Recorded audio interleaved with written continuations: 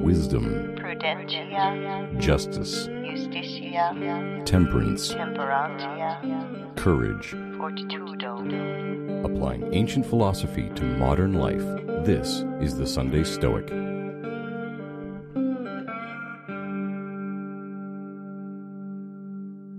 Welcome to the Sunday Stoic Podcast. Today I'm joined by Nick Peters. Nick is a friend of mine, and I've known Nick, I believe, since about at least around 5, maybe even earlier years old. I think I had met Nick, and he is a college buddy as well, and he's now involved in the U.S. Forest Service. Welcome to the podcast, Nick. Hi, Steve. How are things? Man, I am having a blast over here. Excellent. Where are you at now? Okay, so I live in North Georgia in a little town called Blairsville. So I work for the U.S. Forest Service in fire management. My specific role is I am a district fire manager. So I am in charge of all fire operations on my district on the Chattahoochee National Forest. My district is the Blue Ridge Ranger District and is roughly 305,000 acres, and it spans across 6 counties here in North Georgia. So how did you acquire that position? What was the path that led you there? So I started off, growing up in Ohio, and just like you, I went to Hocking College for the natural resource degree.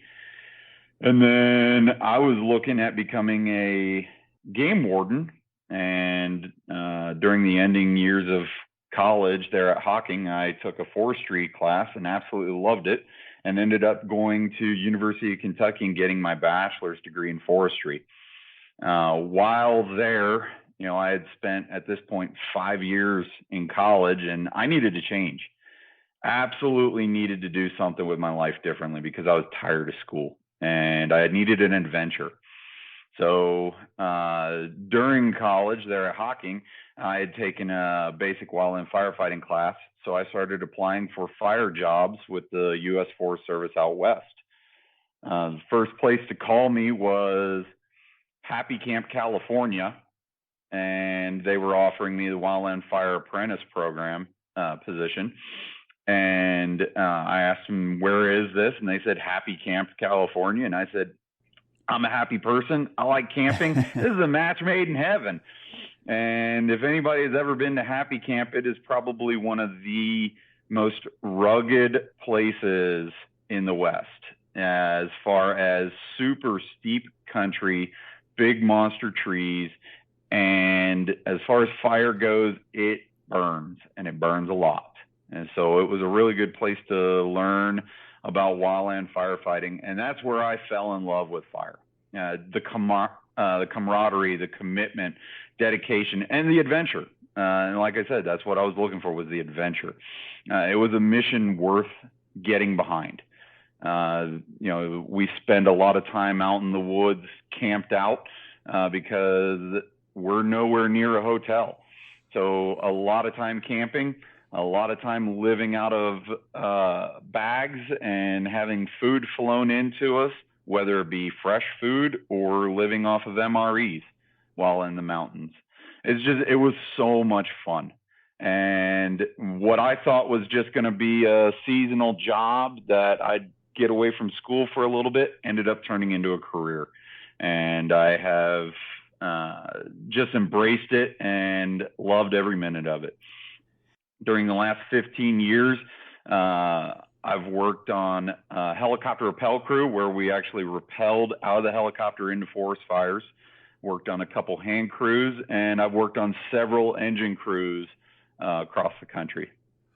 So as you've progressed, you've become more and more involved in leadership positions. Is that correct? Oh, absolutely. From the very beginning, you have to take an intro to leadership type course.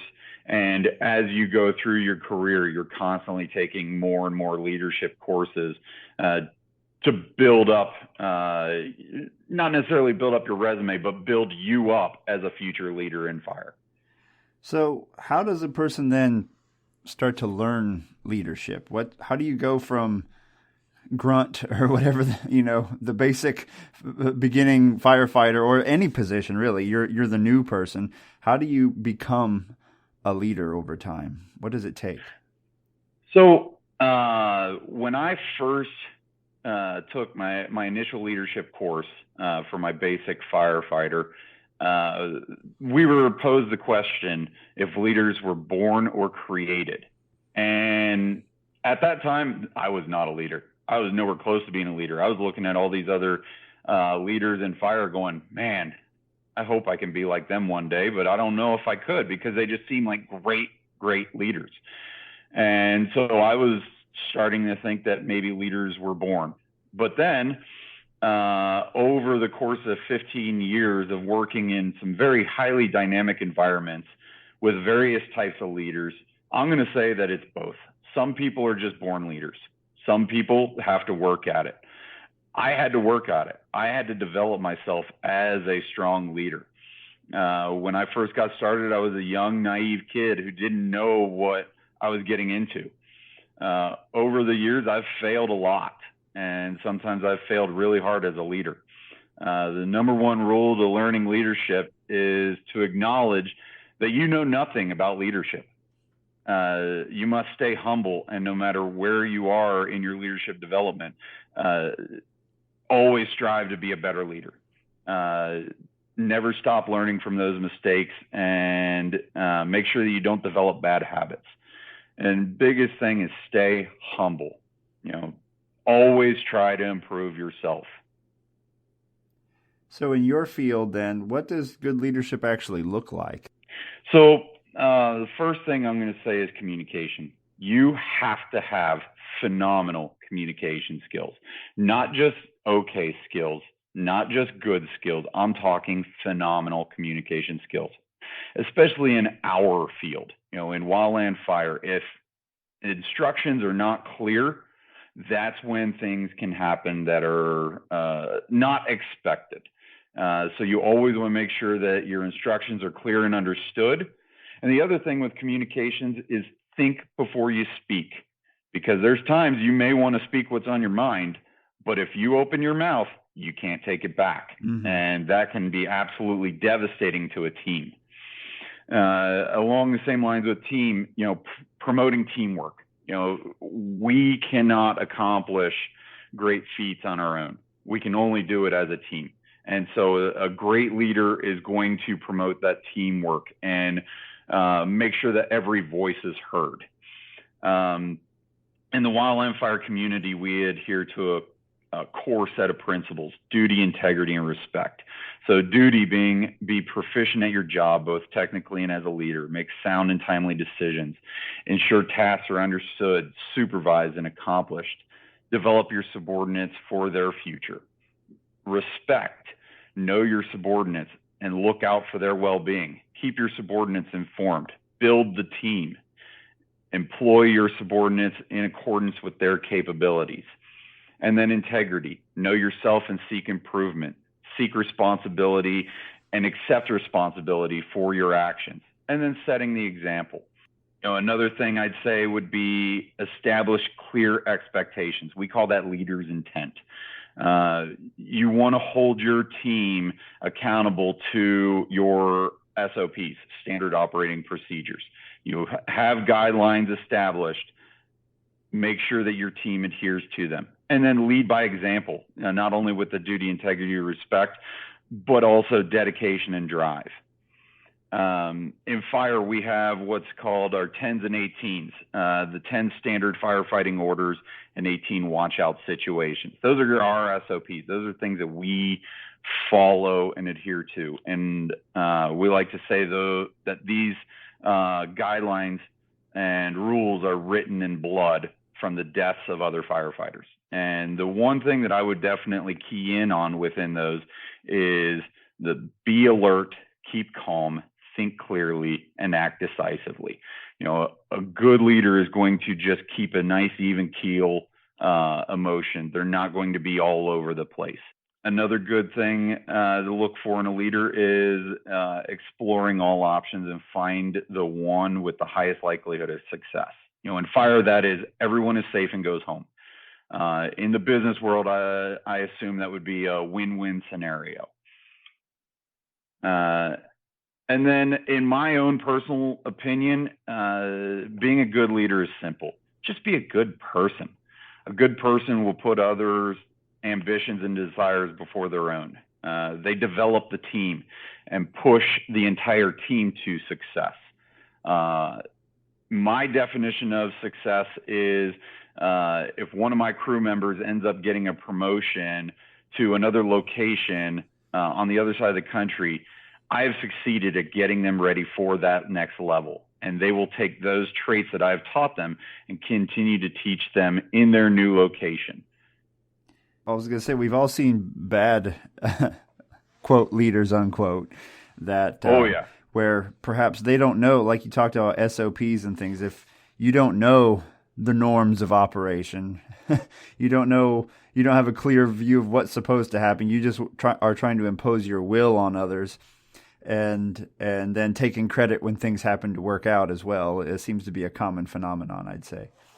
Right. Luckily, in the fire realm, especially in wildland fire, I'm sure structure fire is the same way. The firefighting path prevents inexperienced leaders from being at the top.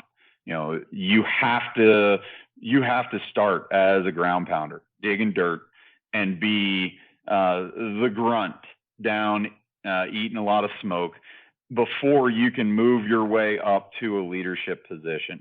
And that's awesome because every single leader out there has been that boot on the ground. As opposed to other fields, you may have people with a college degree coming in and telling people with the most experience what to do.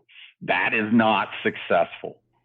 Let's say regardless of your field, let's say you're somebody put into a leadership position, or you're approaching a leadership position, but maybe you're not in a job, or maybe you're an entrepreneur, and so you don't have courses to take on leadership. You don't have workshops and things like that, and you're trying to figure out how to give yourself the best shot at succeeding in this role you're about to undertake. What are a few things that someone entering into a leadership role can do without a lot of resources available to them? So the first thing I'm going to say is you got to ask yourself, why do you want to be a leader? Is it for your own success or for the success of everyone around you? Because if you want to be a leader for your own glory, you probably won't be a good leader. And I'm sure in any team setting, if you ask who's the one that is out for themselves and not for the betterment of the team, they're going to point to the one person unanimously, and that's usually the one that everybody calls the asshole. One in every I'm group. dead serious. Exactly. If you're out for yourself and not for the team, you're not going to be a good leader.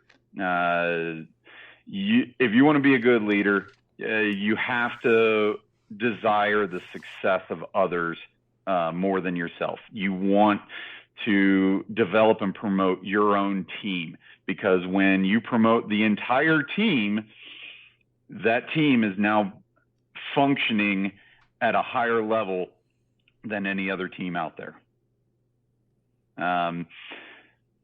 Another thing, like I said before, staying humble. Go into it knowing that you will never know everything. If you tell yourself that I know everything about this job, you are lying to yourself, and you will set yourself up for failure. Go into it knowing that you don't know everything.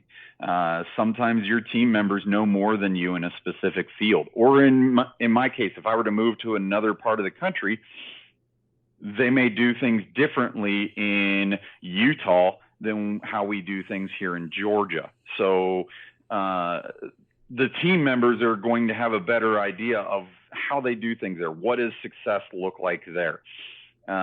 We call those people SMEs, subject matter experts.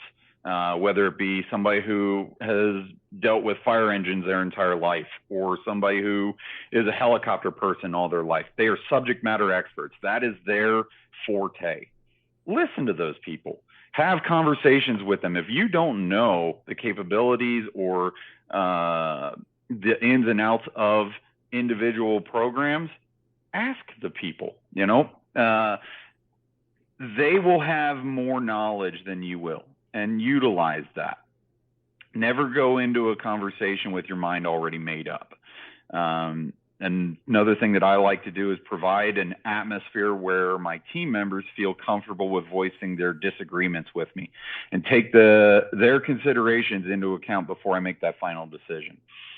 But in the end, it's my decision, not the team's decision, and I have to own it, whether I fail or succeed, or the team fails or succeeds.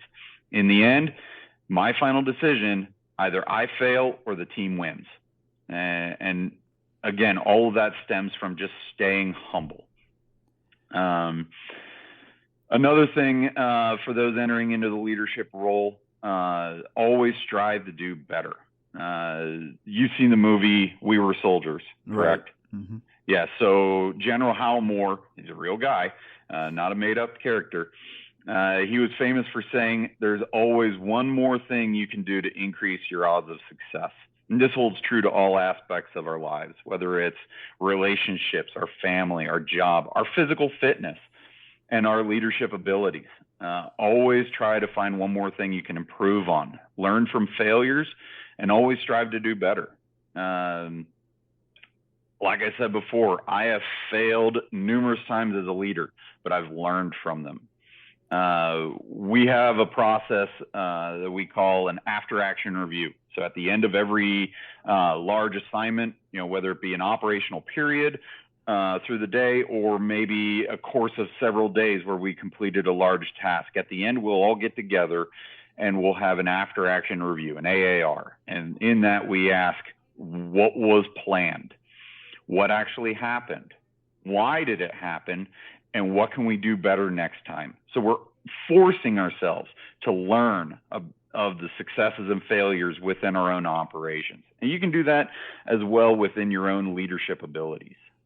Yeah, I've heard of people doing, I guess they call it perhaps a premortem, kind of like a postmortem, but it's before you engage in an activity, asking the group, okay, we just completed the task.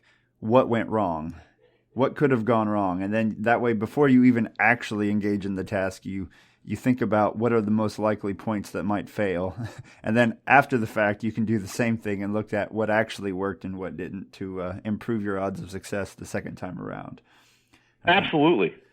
So how do you, I mean, sometimes failure hurts, right? Or it stings or it smacks the ego anyway. Oh, yeah, absolutely. Absolutely does. So what do you do to pick yourself up, dust yourself off, and improve? Any thoughts on that?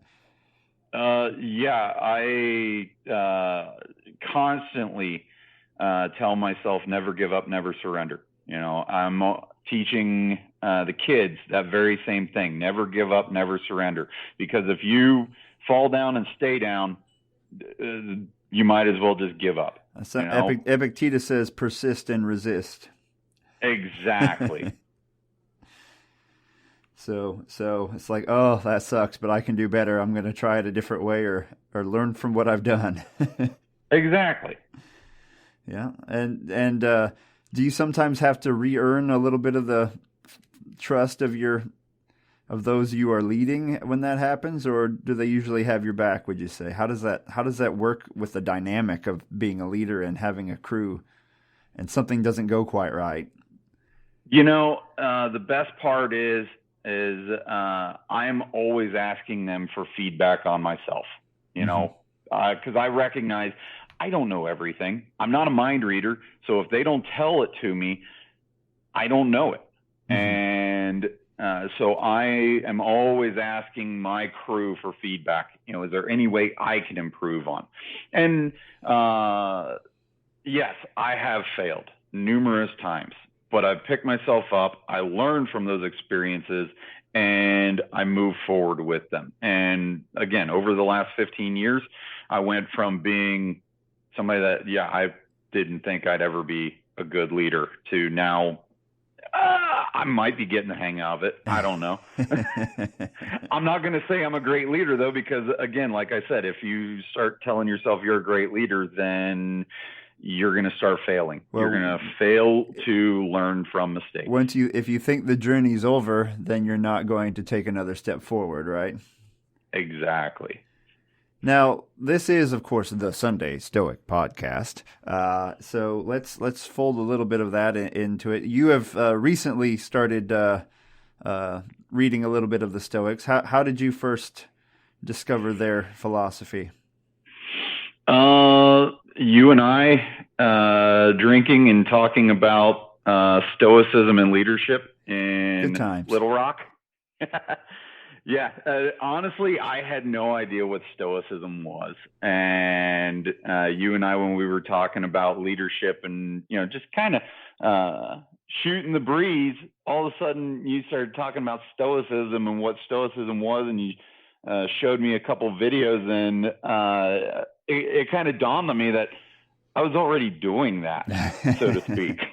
I think they call that like congenital stoicism or something. Like from birth, some folks have some of those patterns already in their brain, I think. Yeah. So what about Stoicism resonated with you and has even before you knew that it involved Stoicism has been useful in your work? So as a fire leader, I am an incident commander. I'm also a division group supervisor with a large incident command team out west. The large incident command teams, they are the ones that are assigned to the big fires, the complex fires. And so as a division group supervisor, I'm given a big chunk of ground. It could be, a mile of control line. It could be several miles of control line. And I have to formulate a plan, work with adjacent resources with their plan, and then I'm given a bunch of resources, whether it be fire engines, crews, helicopters, whatever, and come up with a mission. What's our tactical objectives? And then I have to lead them to success within that piece of ground. So within all that, one of the big things with Stoicism that is absolutely crucial to being an incident commander, a leader in fire, is leaving emotions out of critical decisions. We are constantly gathering intelligence and making sound decisions based on current and expected forecasts. For us, forecasts would be weather, available resources, likelihood of success, and then, we have to add in a little extra thing called deliberate risk, where we're looking at the hazards that are out there and deliberately saying, okay, yes, we acknowledge there are hazards. We're going to continue forward. Here's why. We've mitigated those hazards in such and such way. In the business world, basing decisions on forecasts would be like the market or personnel capabilities, or whatever else business people may do. And within all that critical decision making, I rely heavily on a decision making matrix called the OODA loop. It stands for observe, orient, decide, and act. And if you can think of those words in a circle, it was developed by United States Air Force Colonel John Boyd, who was a aviator, and he said that as a fighter pilot, you were constantly going through this OODA loop. You're observing your surrounding, you're orienting yourself to that situation. You make a decision based on those orientations, and then based on that decision, you now act on it. And then you immediately go right back into the observation part of that circle. And it's a constant loop. And John Boyd said that the aviator that can go through that loop the fastest is the one that's going to win the dogfight. And so in fire, it's the same thing, because things are always changing around us. And so you have to leave emotions out of those critical decisions. So rationality being vital, and not making. We all know that making panicked decisions hardly ever results in a positive outcome. Exactly. And when you have a wall of fire 100 yards away, thinking rationally is probably pretty important. But yeah, so some more Stoic ideas that I utilize often would be treat everyone with dignity and respect, whether they deserve it or not. And when your team sees you treating everybody with dignity and respect, they're going to respect you that much more, and they will follow you. They'll follow you to the end of the earth if you give them the option. I was going to ask you about the application of the dichotomy of control in firefighting. So that's the idea that one of the first things Epictetus says in the Enchiridion, I believe, is there are some things in your power and some things that are not. And so Correct. Things just pop up that you have zero control over. Now, you have the ability to react to them, but if you focus on the, why me aspect, you're not going to get anywhere. And I'm sure that has to be something that you've learned or automatically dealt with as a leader in wildland fire. Yeah. So in the military realm, it's referred to as embrace the suck. In the Stoic realm, it's called the obstacle is the way. We are going to have obstacles no matter where we are. In fire, we could be working up to 36 hours straight before relief forces show up to help take over the fire. We're digging dirt for a living, working in extremely rough terrain, in adverse conditions, blazing heat. And, when you're working in blazing heat, we're carrying a backpack on us, our fire gear. We don't have turnout gear like structure firefighters have. Mm-hmm. We're not breathing from O2 tanks. We have a backpack on us that has food, water, and provisions for the day, and we're away from the trucks for, like I said, we could be away from the trucks for up to 36 hours. So we're carrying everything that we need to sustain life for a day and a half on our backs. And, with that, when you're in blazing heat, guess what happens to your water? It turns hot. And so now you're drinking hot water to stay hydrated. Mm-hmm. We're sleeping on the ground, eating smoke for days. And, we're being away from our family for weeks to months at a time. So in the end, you just got to embrace it. You move forward no matter what. And as a leader, you control your attitude, and attitude is contagious. I stress that to everybody. Attitude is contagious. If you have a bad attitude, it is like a cancer, and it can bring a team to its knees. Whereas you could be in the worst conditions imaginable, and if the leader has a great attitude and has a smile on their face every single day, wakes up first thing in the morning and says, all right, let's do it over again, that positive attitude is going to be just as contagious, and it will lift a team to success.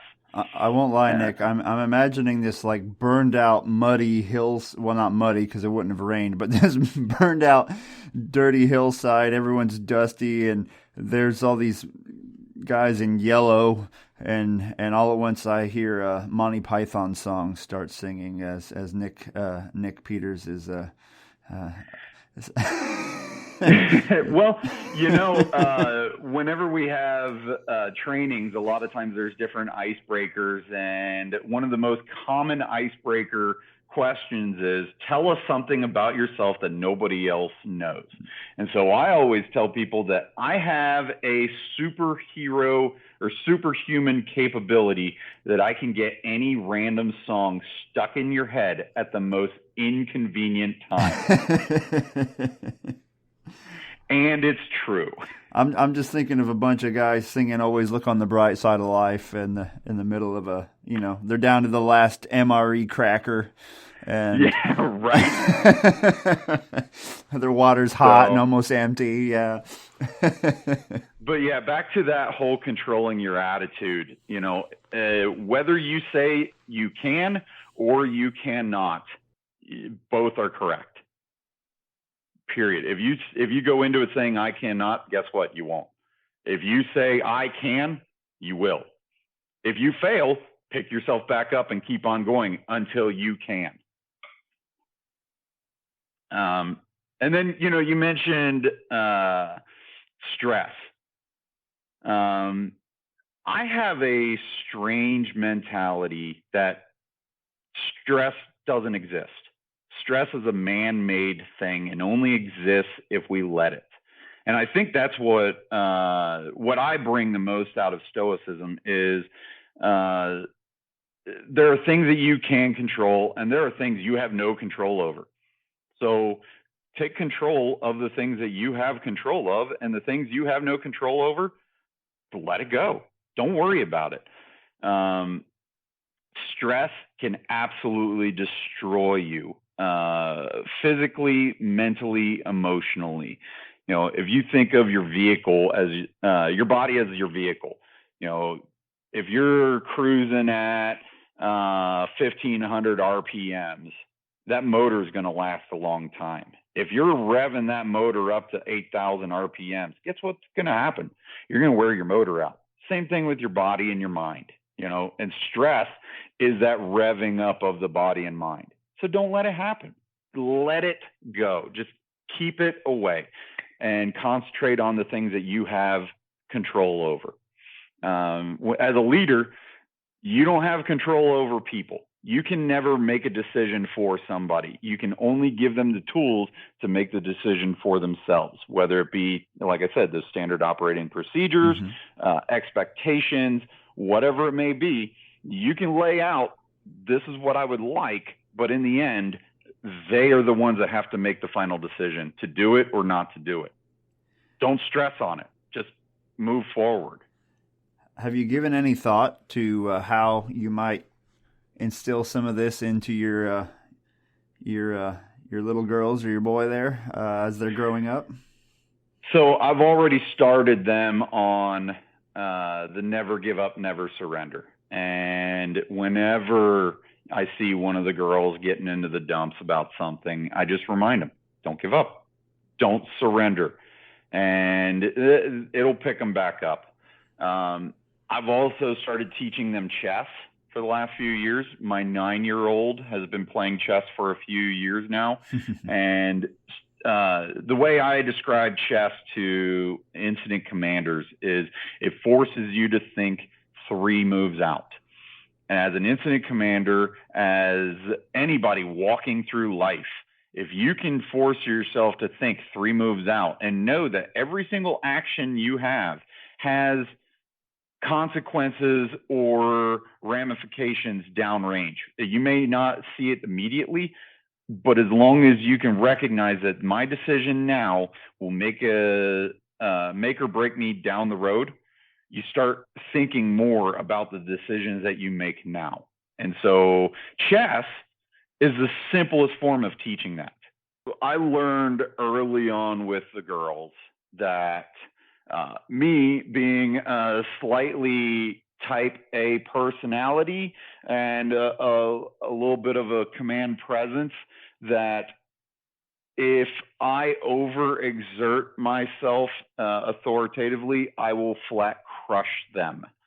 And so now with the girls, I may raise my voice just to, give that bark that they finally hear and stop what they're doing, but I never get in their face and yell at them. I will teach them more about what they did wrong, and the decisions that they make now will affect what happens downrange. And I have learned that punishment can be delivered by physical training. So whether it be distributing out burpees or making them do wall sits, either way, they will do some sort of physical activity that will cause some form of pain in their body. and they will learn, hey, if I don't want to do burpees, I should probably not do that. So Marine Corps style parenting here, Nick. I would say firefighting style, all because right. I think the Marine Corps yells at them. Oh yeah. So you don't do the yelling. You're just like, all right. No, I don't do the yelling.